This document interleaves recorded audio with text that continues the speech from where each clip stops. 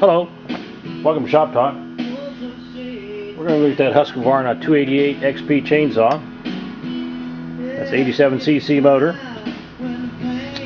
Weight on that is 16.3 pounds, power head. This one features a new 28-inch Husqvarna bar, 3/8 pitch, sprocket nose, and a new 3/8 skip tooth chain.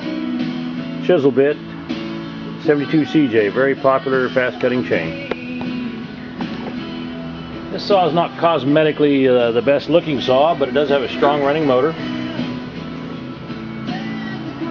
Kill switch is right here.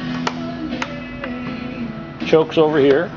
It does have a functioning operator presence lever right here. It won't throttle up unless your hand's in place. Got the hand protector and foot pad. Helps protect your hand in case of a chain throwing. Functions as a foot pad when starting this big saw. Put it on the ground, put your foot here.